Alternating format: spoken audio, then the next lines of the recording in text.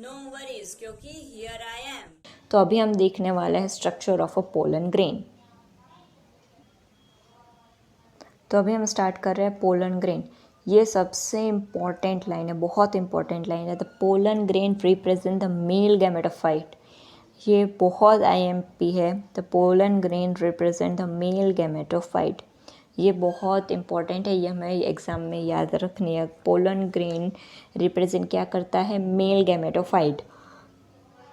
अगर हमें देखना हो कि पोलन ग्रेन्स कैसे देख रहे हैं तो हम हिबिस्कस का फ्लावर ले सकते हैं, उसको जासूस भी बोलते हैं। उसके अंदर आप फ्लावर में देखोगे तो आपको येलो टाइप के एक्चुअल में पोलन ग्रेन्स देखने को मिलेंगे। तो उसको आप टच करोगे तो वो पाउडरी येलो कलर के होते हैं, और वो जब आप स्प्रिंकल करोगे उसको ग्लास लाइट पर ऑब्जर्व करोगे माइक्रोस्कोप में, तो आपको वो बहुत अमेजिंग वैरायटी ऑफ आर्किटेक्ट मिलेंगे। उसके कवरिंग में, उसका स्ट्रक्चर में वो बहुत सारे अलग अलग टाइप के पोलन ग्रेन्स आते हैं। तो जनरली अगर हम बात करें तो जनरली पोलन ग्रेन्स रहे वो स्पेरिकल टाइप के होते हैं, जो 25 to 50 माइक्रोमीन डायमीटर। अब पोलन ग्रेन की बात करें तो उसमें कितने लेयर होते हैं? 2 लेयर होते हैं प्रोमिनेंट। जो बाहर की लेयर है आउटर एंड इनर, जो आउटर लेयर है उसको हम बोलते हैं एक्साइन लेयर, जो बनी होती है sporopollenin, which is one of the most resistant organic material known. जो पोलन ग्रेन रहे वो 2 टाइप के सेल वॉल से बनी होती है, तो 2 लेयर्ड वॉल होती है। अभी हम बात करें आउटर एंड इनर, तो आउटर लेयर है जो हार्ड है उसको हम बोलते हैं एक्साइन, और वो किससे बने होती है? स्पोरोपोलेनिन। स्पोरोपोलेनिन क्या है? वो एक मोस्ट रेजिस्टेंट ऑर्गेनिक मटेरियल है। उसके वो हाई टेम्परेचर होगा, स्ट्रॉन्ग एसिड या एल्कली, और कोई ऐसा एंजाइम है ही नहीं जो स्पोरोपोलेनिन को डिग्रेड कर सकते। इसी वजह से पोलन ग्रेन्स रहे वो हम काफ़ी टाइम तक प्रिजर्व कर सकते हैं, बिकॉज स्पोरोपोलेनिन की पूरी लेयर होती है, उसकी वजह से वो डैमेज नहीं होते हैं पोलन ग्रेन्स।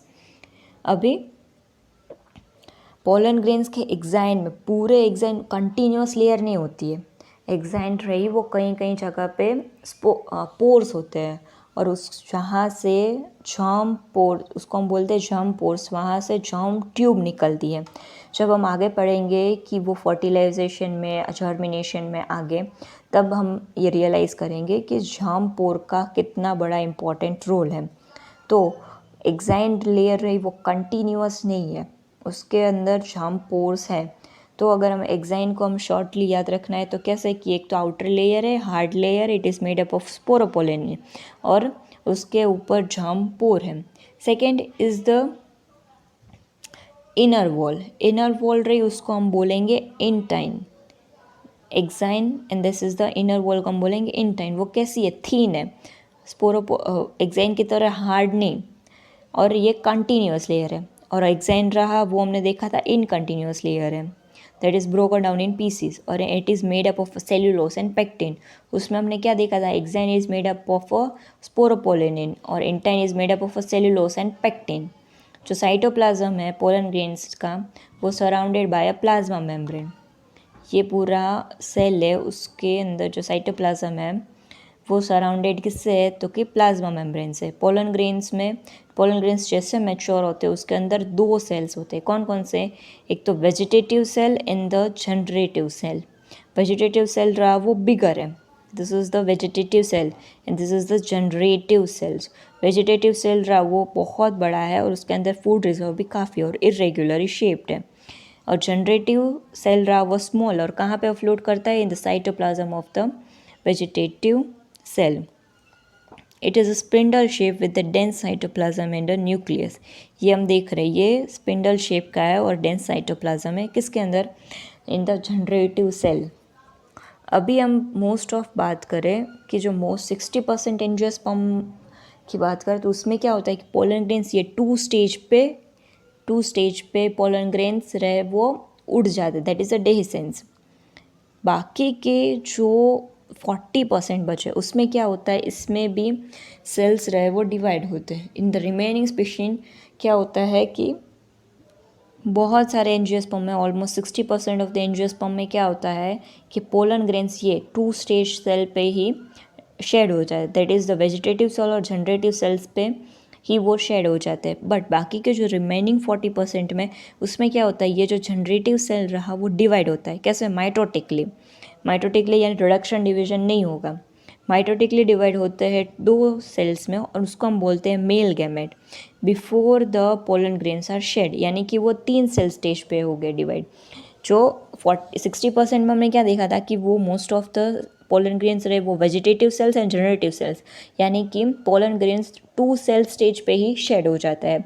बट जो बाकी के रिमेनिंग % है उसमें क्या होता है कि जो जनरेटिव सेल रहा वो डिवाइड होता है किस में, 2 मेल गैमेट्स में। वो माइटोटिकली डिवाइड होके बनते हैं 2 मेल गैमेट्स, तो 2 male gametes plus vegetative cells is equals to 3 cell stage.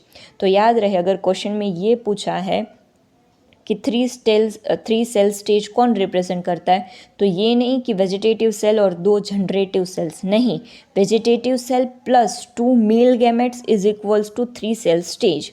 तो ये एक बहुत इम्पॉर्टेंट है जो हम एग्ज़ाम में कई बार कंफ्यूज करने के लिए पूछे जा सकते हैं।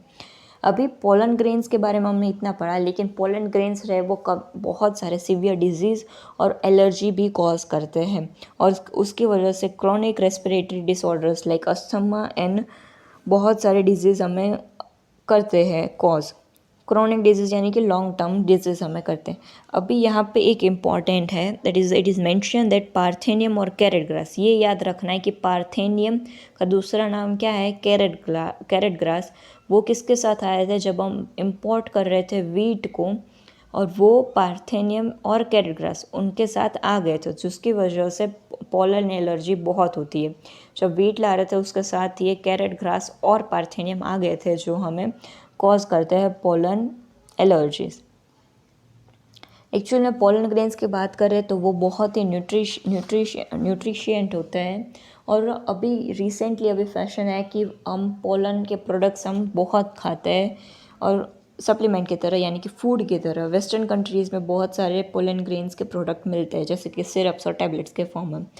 अभी एक इम्पॉर्टेंट पॉइंट है कि pollen consumption there has been claim to increase the performance of athletes in race horses. ये याद रखना है कि एथलीट्स एंड रेस हॉर्सेस में पोलन के कंजप्शन से परफॉर्मेंस बहुत हाई होता है। अभी हमने देख लिया कि पोलन्स बन के शेड हो रहे, कोई 2 सेल स्टेज पे या फिर कोई 3 सेल स्टेज पे। तो पोलन जब रिलीज़ होते हैं, दैट इज़ द शेड होते हैं, उसके बाद उसके पास टाइम पीरियड होता है कि उसी वक्त में वो फर्टिलाइजेशन के लिए एक्चुअल में कैपेबल है। उसके बाद पोलन का कुछ काम नहीं होता है, वो वेस्ट हो जाता है। तो वो वेराई करता है अलग अलग फैमिली के ऊपर कि वो कौन सी फैमिली से आ रहा है पोलन ग्रेन्स, और उसके ऊपर उसका टाइम पीरियड होता है कि वो इतने टाइम तक वायबल है, यानी कि वो फर्टिलाइजेशन कर सकते हैं।